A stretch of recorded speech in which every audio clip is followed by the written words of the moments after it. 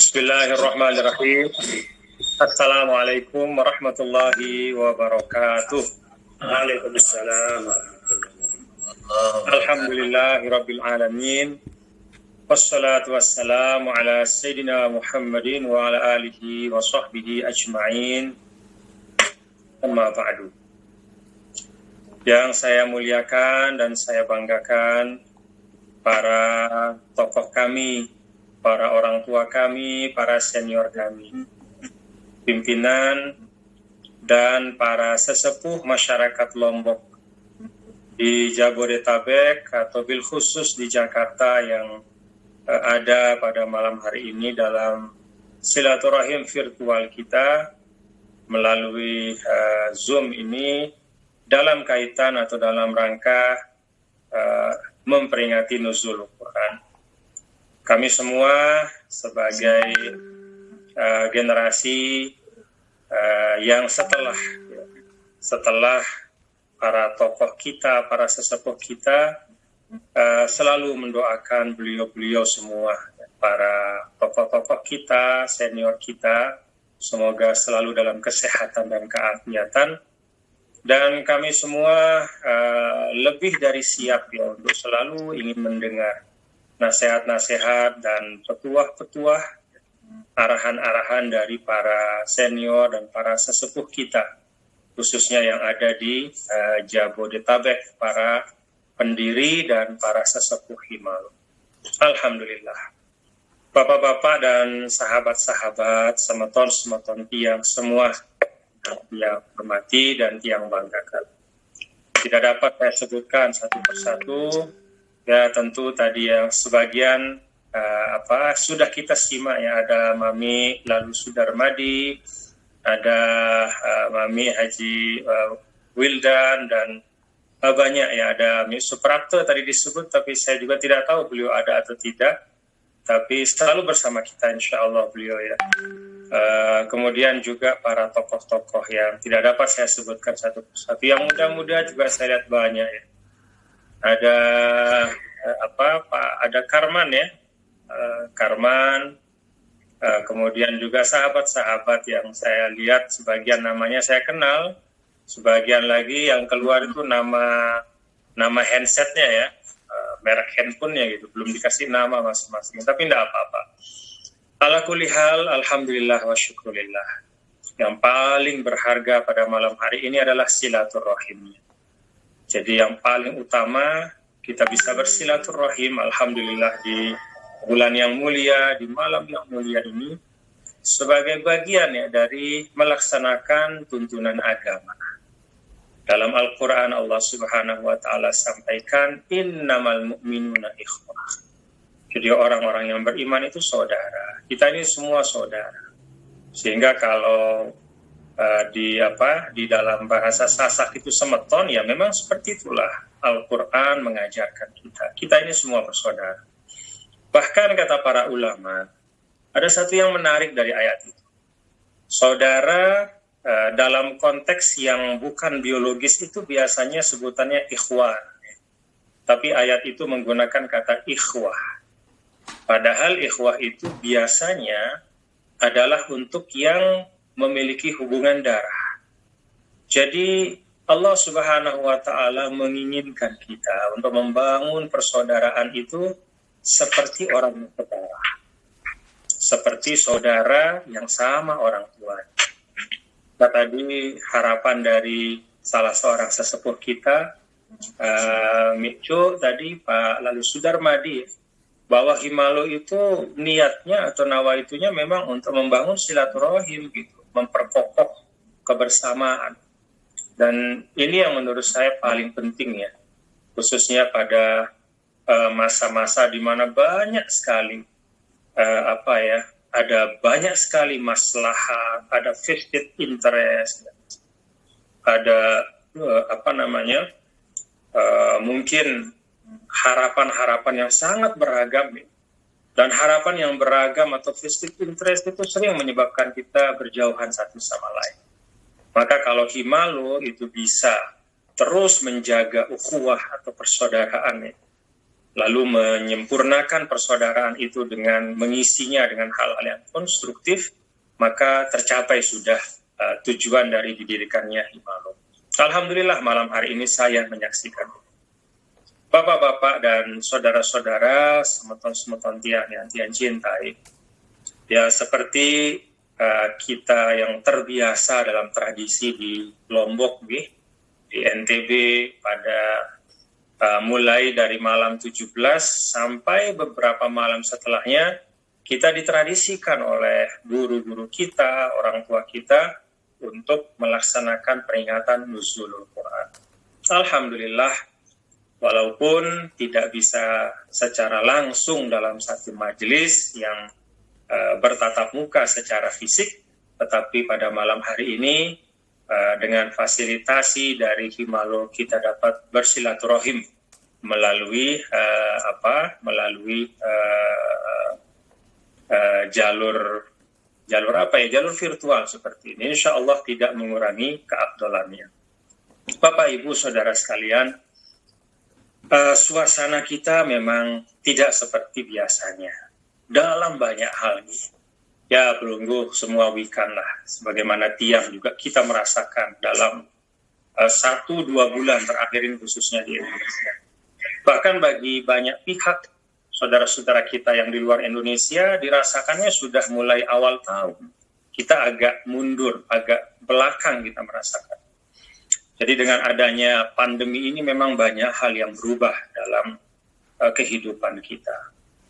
Nah, tetapi saya ingin, biasanya kita kan kalau bicara tentang pandemi ini selalu kita mulai dengan hal-hal yang menyedihkan kita. Nah, kalau Tiang mengajak dalam kesempatan ini, mari kita lihat sisi baik. Kalau bisa disebut sisi baik atau banyak hikmah-hikmah yang lahir dalam kondisi penuh keterbatasan. Yang pertama menurut Tiang, pandemi ini menegur kita, menggedor kesadaran Tiang belum. Dan kita sebagai orang Sasak ini kan diajar sebagai bagian dari kearifan yang paling tinggi Tiang Pelungguh sebagai manusia. Panjak besida Allah Subhanahu wa Ta'ala adalah kita selalu punya kesadaran berketuhanan. Nah ini yang menurut Tiang pada masa pandemi ini luar biasa, kita ditegur, kita diingatkan kembali kepada jati diri kita, bahwa ternyata manusia sebagaimana Allah Subhanahu wa Ta'ala selalu sampaikan di dalam Al-Quran dalam banyak sekali ayat, ala ilallahi tasirul, bahwa kepada Allah lah bermuara segala sesuatu. Summa ilaina turja'un, kepada kamilah kalian semua akan dikembalikan. Dan ayat niki kan konteksnya diawali dengan wa nabluukum bisyarri wal khairi fitnatan wa ilaina turja'un. Jadi kami coba kalian semua bisyarri, dengan sesuatu yang tidak baik, sesuatu yang mengecewakan, sesuatu yang tidak sesuai dengan harapan, wal khairi, dan sesuatu yang baik. Fitnatan itu sama, kedua-duanya itu sesuatu yang baik maupun tidak baik menurut ukuran manusia, itu hakikatnya sama. Itu adalah fitnatan, yaitu cobaan dan ujian. Jadi summa ilaina turja'un, untuk kemudian dengan itu ada proses. Jadi summa ini menunjukkan memang ada proses pergulatan. Jadi kalau kita mendapatkan satu cobaan seperti pandemi ini kan kemungkinan yang ada di dalam diri manusia ini kan ada beberapa opsi, bapak-bapak ibu semeton dia. Ada beberapa kemungkinan yang tumbuh. Kalau orang yang tidak beriman, ya mungkin beda lagi bagaimana dia menangkapnya. Orang yang berimannya hanya sekedar qulu aslamna walamma yadkhulul iman fi qulubihim. Orang yang imannya mungkin hanya sekedar ikut-ikutan, hanya mewarisi keimanan dari orang tuanya, juga mungkin akan tergoncang.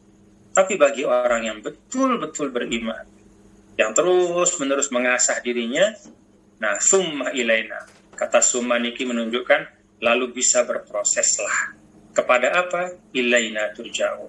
Dia dengan sebab cobaan ini kemudian akan kembali kepada Allah.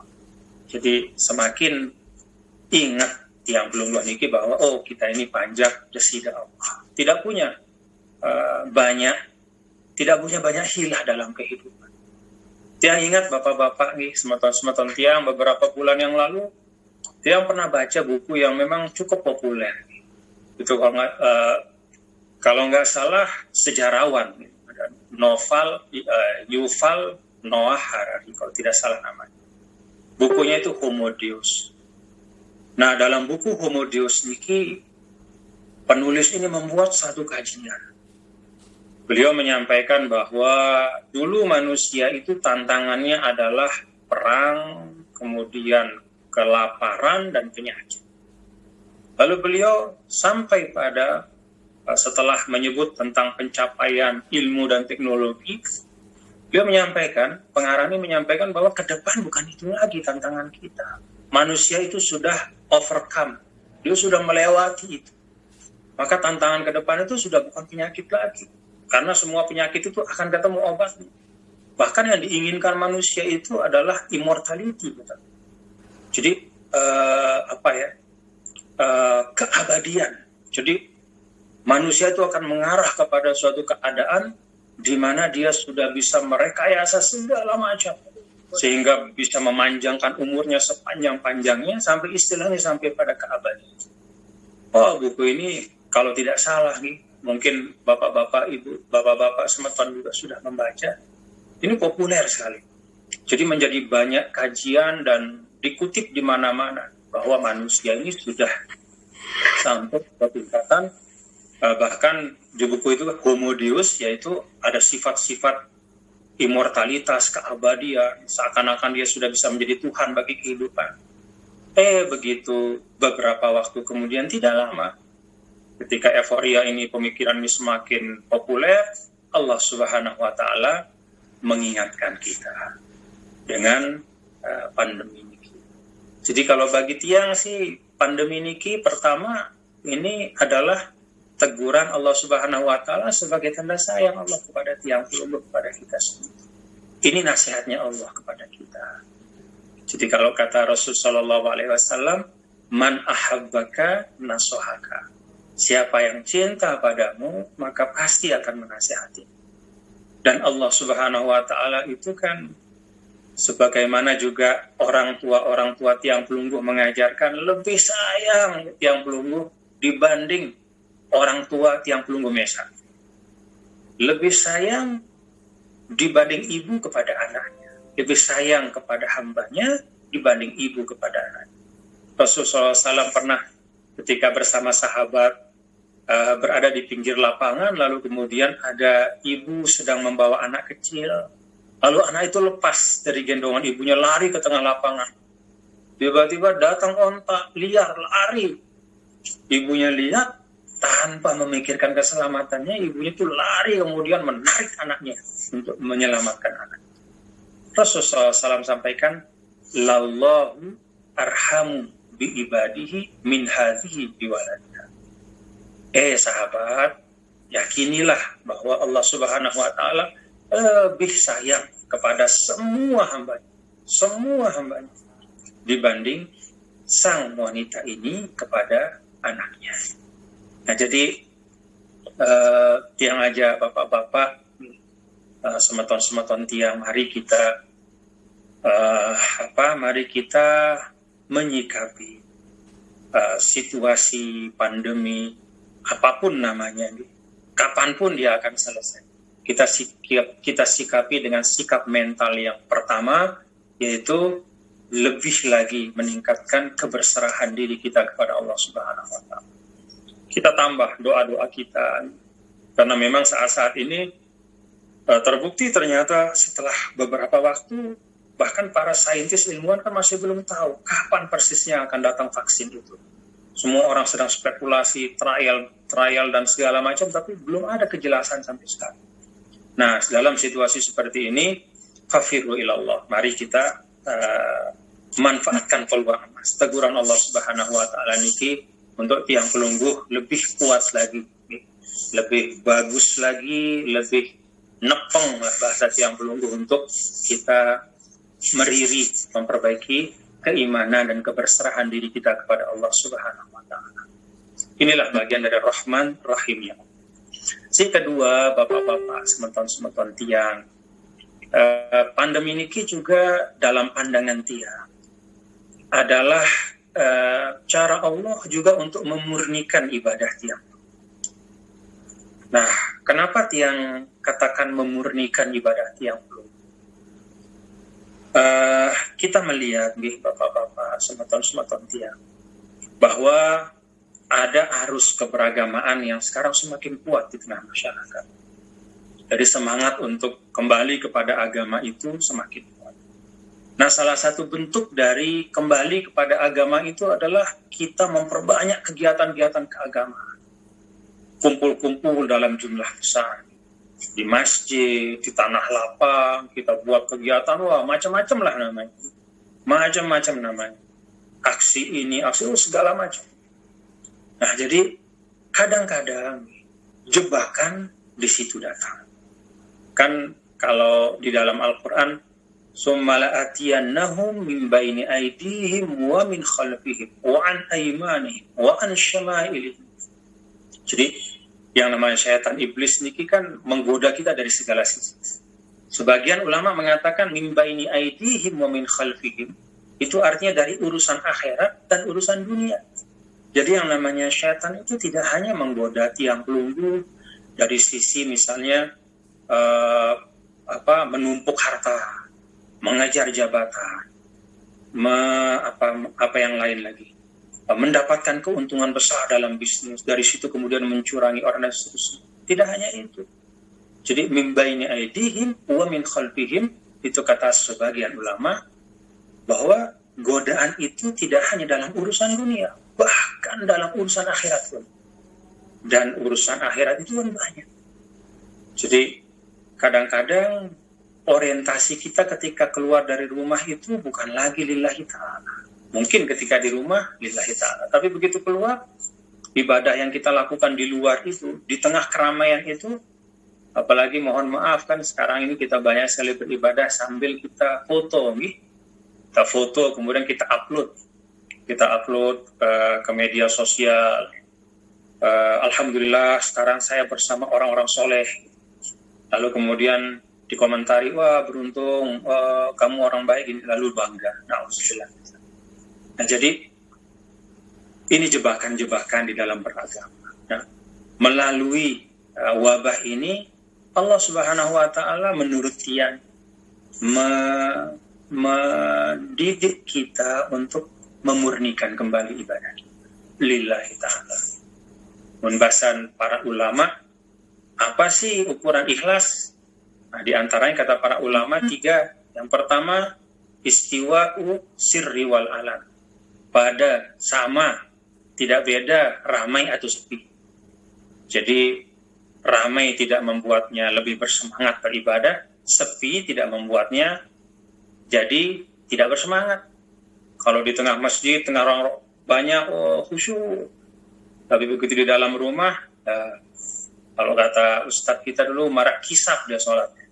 Nah, ini berarti perlu ada hal yang diperbaiki. Kalau ikhlas, ramai atau sepi itu sama. Istiwa'ul madhi wa dzam.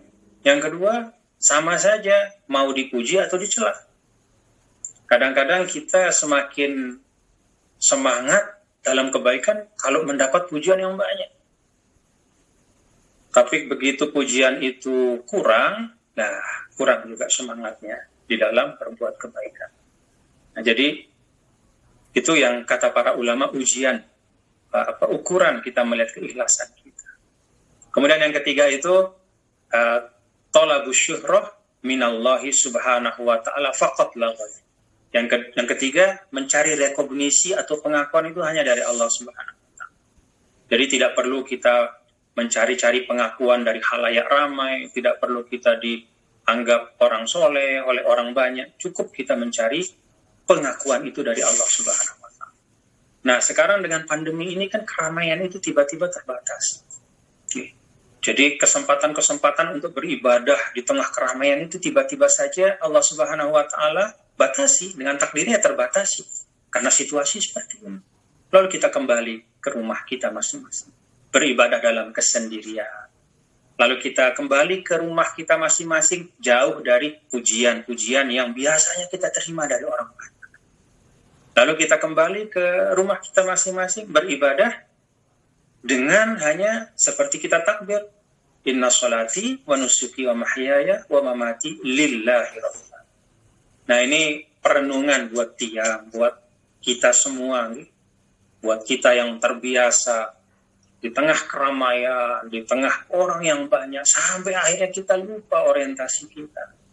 Apakah benar orientasi kita itu lillahi ta'ala atau lisyuhrah walil madah, karena kita mencari kemasyhuran atau pujian dari orang lain.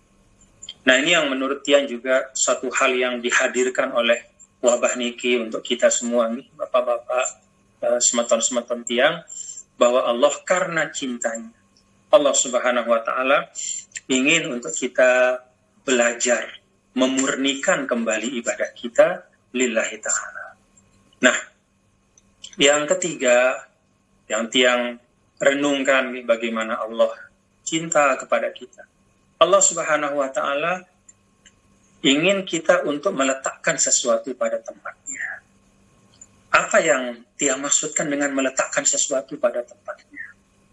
Dalam surah At-Tahrim kalau tidak salah, ya ayyuhalladzina amanu qu anfusakum wa ahlikum nar. Surah At-Tahrim ayat 6 kalau tidak salah. Wahai orang-orang yang beriman, lindungilah dirimu dan keluargamu dari api neraka. Dalam bahasa ini Allah Subhanahu wa Ta'ala eksplisit memberikan kewajiban dan tanggung jawab kepada kita untuk memulai membangun tradisi kebaikan itu dari keluarga. Mulai membangun imunitas terhadap kejahatan juga dari keluarga. Nah,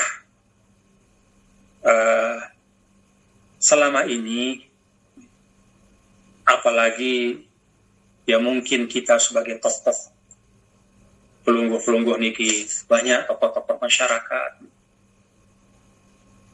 sebagai apapun profesi kita di luar rumah, waktu kita tersita hampir mungkin lebih dari 50% di luar rumah. Beraktivitas, bekerja, semuanya baik. Tapi kadang-kadang itu membuat kita kemudian lupa pada pesan Allah yang ada dalam At-Tahrim. Qu anfusakum wa ahlikum nar. Imunitas terhadap keburukan itu dimulai dibangunnya di keluarga. Batu pertama membangun tradisi kebaikan itu juga ada dalam keluarga. Nah, kemudian dengan wabah pandemi ini kita dipaksa dalam tanda kutip. Senang nggak senang, ikhlas nggak ikhlas, ya harus pulang. Senang tidak senang, mau tidak mau, ya kembali kepada keluarga. Berjumpa dengan keluarga kita, menghabiskan waktu menikmati keseharian. Sekarang lebih dari 1 bulan, Masya Allah. Nah, Tiang sendiri, bapak-bapak dan saudara-saudara merasakan banyak sekali hikmah-hikmah. Jadi benar bahwa Allah Subhanahu wa Ta'ala menginginkan kita meletakkan sesuatu pada tempatnya dan memulai segala sesuatu itu dari tempat mulai yang benar. Kadang-kadang mohon maaf yang rasakan kita menyampaikan orasi-orasi di luar, kita menyampaikan gagasan, visi, konsep besar kita bicara. Sampai kita bicara tataran global, menganalisa keadaan global sampai memproyeksi sekian tahun segala macam dengan pisau analisa yang tajamnya luar biasa, dengan argumentasi yang dahsyat, hebat luar biasa. Tapi kita lupa bahwa segala yang besar-besar yang kita bicarakan tentang umat, bangsa, agama, itu sesungguhnya mulainya adalah dari unit sosial terkecil yang dalam bahasa Al-Quran itu qu anfusakum wa ahlikum nar. Nah, jadi kembali ke rumah kita masing-masing. Ini suatu karunia bagi menurut tiang kepada kita semua untuk kita belajar, saling mengisi, membangun tradisi kebaikan. Dan ini tidak mungkin terjadi dalam skala yang masif seperti ini, bapak-bapak, semeton-semeton tiang, kecuali dalam keadaan seperti ini. Ini skenario Allah, bahwa selain pandemi ini harus kita lawan, kita cari obatnya secepat mungkin, kita lakukan ikhtiar-ikhtiar untuk menetralisirnya, memutus rantai penyebaran wabahnya. Jangan lupa Allah juga siapkan. Kalau dalam hizib Nahdlatul Wathon itu ada bait hikamun nusijat biyadin hakamat thumman tasajat bil muntasiji. Jadi semua rangkaian peristiwa itu seperti satu untaian di dalam ilmu Allah yang diuntai dengan sangat indah oleh Allah Subhanahu wa Ta'ala. Jadi kalau orang yang zikir itu dia mendapatkan kemuliaan dengan berzikir secara urut masing-masing biji tasbih, ya seperti itu juga kehidupan kita. Semua yang Allah hadirkan bagian dari rangkaian kehidupan ini ya kita lewati satu persatu dengan istiqomah untuk kemudian khatam nanti pada akhirnya mudah-mudahan kita husnul khatimah. Nah ini yang ketiga yang tiang lihat sebagai dalam tanda kutip hikmah, bahwa ya ini keadaan yang luar biasa, yang tidak biasa, yang membuat kita galau dan resah. Di baliknya itu sesungguhnya Allah Subhanahu wa Ta'ala juga menyiapkan pelajaran-pelajaran dan hikmah yang luar biasa. Yang keempat dan terakhir, bapak-bapak, ibu-ibu, saudara sekalian, situasi yang seperti ini juga adalah batu uji bagi tiap. Batu uji utamanya, kalau tadi adalah bagaimana kita lebih berserah diri kepada Allah. Jadi hablum minallahnya itu kita asah lagi. Kita kerisah, kita perih. Kemudian juga kita membangun satu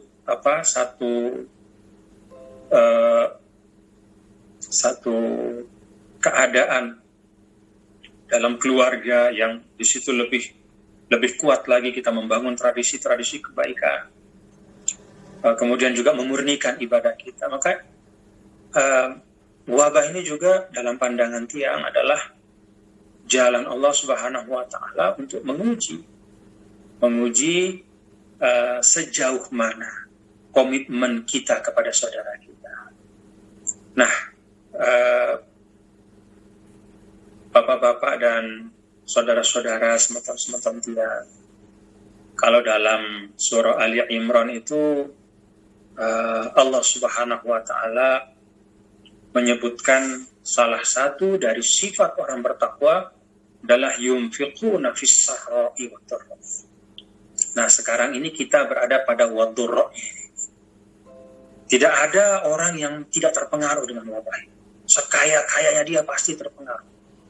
Apalagi kita yang istilahnya kita ini masyarakat kebanyakan.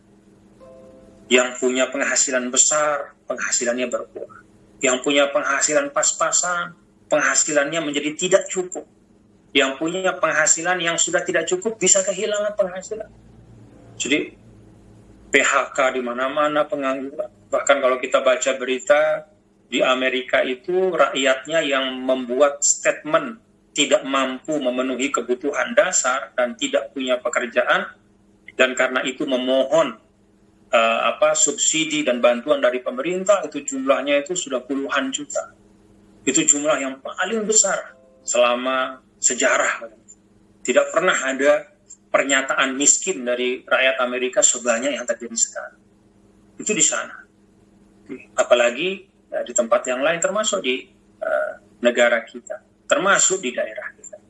Nah, karena itu tiang berharap, bapak-bapak dan semeton-semeton tiang, kalau tadi Micu sudah menyampaikan hajat dari Himalo adalah untuk membangun kebersamaan di tanah rantau, supaya semakin dekat satu sama lain, semakin bisa bersilaturahim dan mengisi serta mendukung. Maka tiang berharap bahwa anggota Himalo, bapak-bapak, saudara-saudara tiang, juga jangan lupa kepada tanah kita di NTB. Jadi jangan lupa untuk memperhatikan daerah kita. Daerah kita ini perlu riayah dari kita semua. Perlu bapak-bapak, sematon-sematon tiang, tokoh-tokoh pelunggu semua banyak-banyak bersuara nasihati masyarakat. Kan kita tahu nih, dari 34 provinsi, kalau yang tidak khilaf sampai sekarang itu daerah kita masih yang ke-7 tertinggi jumlah yang terkena dengan COVID-19. Padahal jumlah penduduk kita tidak sebanyak beberapa provinsi yang penderitaan itu lebih rendah dari kita. Kita di atas Bali kalau tidak salah. Kita di atas Sumatera Selatan, di atas Sumatera Utara. Jadi di atas kita itu 5 di Pulau Jawa dan 1 Sulawesi Selatan. Kita nomor 7. Ada Jakarta, Jawa Timur, Jawa Barat, Jawa Tengah, Jawa Timur, Banten, lalu Sulawesi Selatan, NTB. Innalillahi wa inna ilaihi raji'un. Ini sesuatu hal yang menurut Tiang sesuatu yang sangat-sangat memprihatinkan. Tiang tidak mengatakan memalukan, karena yang namanya musibah ini tidak boleh kita juga mengatakan kita malu apa tidak. Tapi ini memprihatinkan, menyedihkan untuk kita semua. Jadi daerah di mana kita punya tatanan agama yang sangat kuat, kemudian juga tatanan budaya yang sangat jati, kalau bahasa Tiang dulu. Tapi ternyata penyebarannya seperti ini. Dan penyebaran seperti ini adalah karena karena suluk, karena attitude kita sendiri. Coba bayangkan Tiang mau istirja berulang kali. Kita melihat ada video, mohon maaf, ada bapak-bapak pakai pakaian yang lekat lah dengan atribut keislaman. Mau diambil untuk dirawat di rumah sakit, malah dia marah. Kan pelunggu semua lihat. Marah-marah kepada petugas. Kemudian mengatakan ini, kalau begini caranya ini merusak nama Islam. Innalillahi wa inna ilaihi raji'un. Ini juga salah satu kekurangan kita sebagai umat Islam. Sedikit-dikit kalau ada sesuatu yang menimpa kita identikkan dengan Islam. Kalau kita bermasalah, kita sebut Islam yang bermasalah. Kita berlindung di balik nama Islam. Jadi kebesaran Islam itu kita perkecil seperti jubah kita. Kita perkecil seperti baju kita. Kita yang terganggu, tapi kita membela diri dengan mengatakan bahwa Islam yang terganggu. Tidak. Islam itu lebih besar dari siapapun yang hidup di dunia. Islam itu lebih besar dari manusia dan seluruh makhluknya. Al-Islam ya'lu wa la yu'la. Nah, jadi hal-hal seperti ini yang berharap kepada pelunggu semua. Uluran, ya tentu uluran dalam bentuk bantuan-bantuan, bagaimana supaya Tiang dan kita semua yang yakin sudah berusaha selama ini dengan sekemampuan kita. Tapi mari kita tingkatkan untuk daerah kita bisa ada bantuan, karena terus terang dalam pandangan Tiang yang paling besar dampaknya adalah dalam sektor ekonomi. Kalau sektor agama dalam pandangan Tiang sebenarnya tidak terlalu besar. Dampak dari COVID-19 adalah keberagaman kita tidak terlalu besar. Berlebihan menurut Tiang, ada orang mengatakan, wah kita ini tidak bisa ibadah karena COVID. Siapa bilang tidak bisa ibadah? Kan semua ibadah-ibadah itu bisa kita laksanakan with adjustment, dengan penyesuaian. Biasanya tarawihnya di masjid atau di rumah, penyesuaian. Kan yang sunnah itu tarawihnya, bukan tempat. Tarawihnya yang sunnah. Demikian pula sholat berjamaah di masjid. Ya kalau kita mazhab Syafi'i kan sunnah muakkadah. Artinya bukan rukun Islam. Rukun Islam itu sholatnya, bukan berjamaahnya. Jadi dalam pandangan Tiang berlebihan. Kalau misalnya disebut, wah ini pandemi ini membuat kita tidak bisa beribadah dengan baik, itu salah. Insya Allah kita tetap bisa beribadah dengan baik. Sholat Jumat pun itu bisa kemudian diganti dengan zuhur karena ada uzur yang memang diakui oleh para ulama dan difatwakan oleh para ulama dari seluruh dunia. Nah jadi kalau sektor, mohon maaf, kalau sisi keagamaan sebenarnya dalam pandangan Tiang tidak ada yang terlalu terpengaruh. kecuali kalau keagamaan dalam makna tradisi kita Ramadan misalnya nanti menjelang Idul Fitri adalah malam takbiran, buka bersama, tadarusan bersama. Nah itu yang memang tidak bisa kita laksanakan. Tapi kan substitusinya ada semua. Kalau kita nggak bisa takbiran di tengah jalan kan di rumah bisa takbir. Karena Allah tidak pernah memerintahkan kita untuk takbir di tengah jalan saja. Allah Subhanahu wa Ta'ala memerintahkan kita untuk mengagungkan asmanya dimanapun kita berada. Demikian pula tadarus, tidak bisa di masjid ya di rumah kita bisa tadarus. Dan ini ujian seperti yang kalian sampaikan tadi, apakah ramai dan sepi itu mempengaruhi ketaatan kita? Kalau ramai pada saat taat saja, ya itu bukan lillahi ta'ala namanya, tapi li ramai itu karena ramai, karena ingin keramaiannya, bukan lillahi ta'ala. Nah, selain bantuan-bantuan seperti itu, yang berharap betul untuk kita selalu menyerukan. Sebabnya sederhana, Bapak-bapak nih. Semakin kita lalai, maka semakin lama barang ini akan ada di daerah kita. Jadi kadang-kadang kontradiktif yang kita lakukan, yang pandang sebagian dari kita. Maunya penyakit ini cepat hilang, tetapi protap untuk memutus wabah itu tidak mau dia lakukan. Pagah. Songel, pagah. Gak tahu tiang mana yang paling pas, pagah atau songel. Itu pagah, tidak mau diberitahu.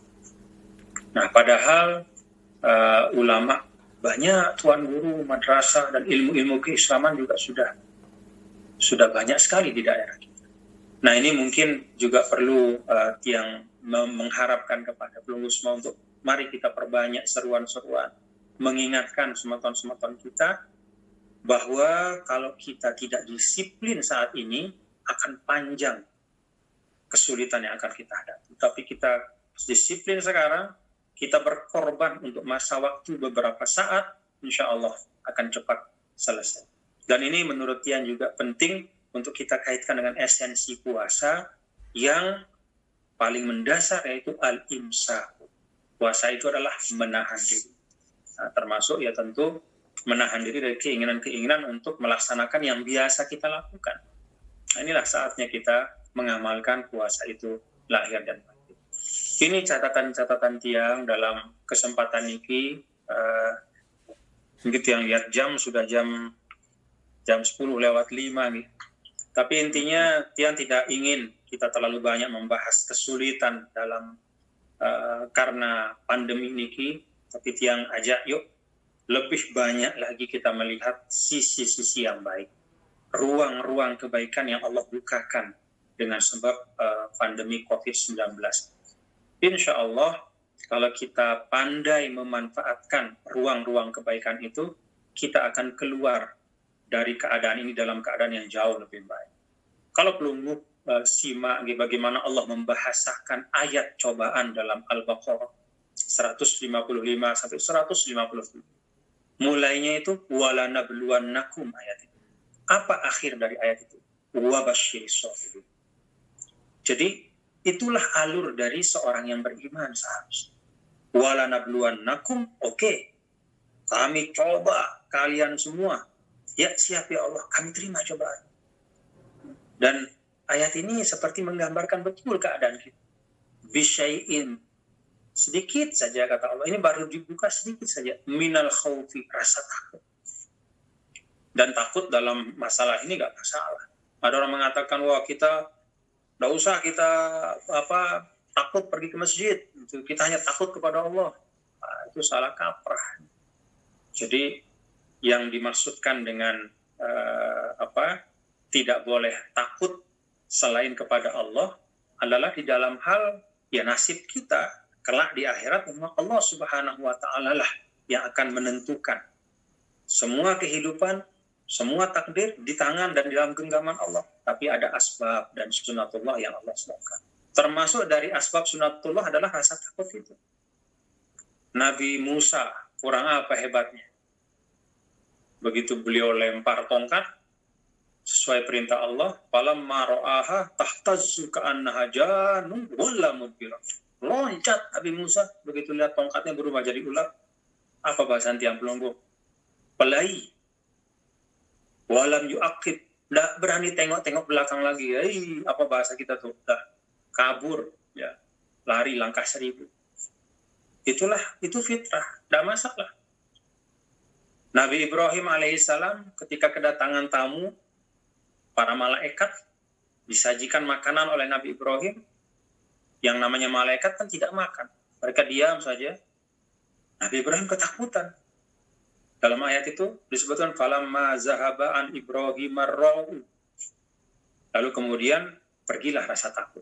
Jadi rasa takut itu wajar. Itu bagian dari mekanisme yang Allah Subhanahu wa taala berikan dalam diri kita, takut kepada sesuatu yang mudarat, potensi mudarat, untuk menjamin keberlangsungan kehidupan manusia yang merupakan bagian dari sekitar. Nah, jadi bapak-bapak dan saudara-saudara sekalian, kembali lagi yang sampaikan tadi bahwa yuk kita ambil sisi-sisi yang sisi-sisi yang bisa menambah keimanan, ketakwaan, amal soleh kita dan kebaikan-kebaikan kita. Syai'im minal khauf wal ju', itu semua terjadi sekarang. Takut, lapar, wa naqsim minal amwal, ada yang meninggal, was samarat, produksi ekonomi juga terganggu. Tapi ayat ini diakhiri dengan apa? Wa basyiris sabirin. Jadi bala itu, musibah itu, cobaan itu bukan tidak ada akhirnya. Nah, siapa yang akan menikmati kelak di akhir? Itulah orang-orang yang sabar. Nah, bapak-bapak ibu sekalian, mari yang penunggu aja apa yang Tiang sampaikan ini untuk Tiang terutama untuk belajar tentang hal-hal seperti ini, mencari sisi yang baik, karena orang beriman itu di dalam Al-Quran tidak pernah digambarkan oleh Allah kecuali dalam bentuk orang-orang yang selalu optimis. Yaquluna fadlan min Allah, yastabshiruna bi ni'matillah. Gambaran orang beriman itu adalah orang-orang optimis. Mari kita tetap optimis dalam situasi pun. Semoga Allah memberikan jalan keluar yang segera untuk kita. Yang senang bisa berbagi dengan bapak-bapak, saudara-saudara, pelunggu semua. Nah, mudah-mudahan apa yang Tiang sampaikan ada manfaatnya untuk diri Tiang dan untuk kita semua. Semoga kita disehatkan, diafiatkan. Kita banyak-banyak bersyukur nih. Yang baru baca tadi di salah satu artikel, jumlah orang meninggal tahun 2019 1,8 juta di Indonesia. Artinya per hari itu ada 5.000 orang yang diambil oleh malaikat nyawanya di Indonesia. Nah, dalam konteks itu kita yang masih sehat dalam situasi seperti ini, mari kita perbanyak syukur. Alhamdulillah diberikan kehidupan, diberikan kesehatan, mudah-mudahan diberikan umur panjang.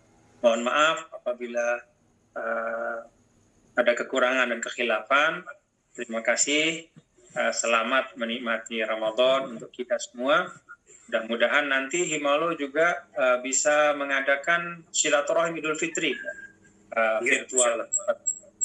Syukran katsiran. Wallahu muwaffiq wal hadi ila sabilir rasyad. Assalamualaikum warahmatullahi wabarakatuh.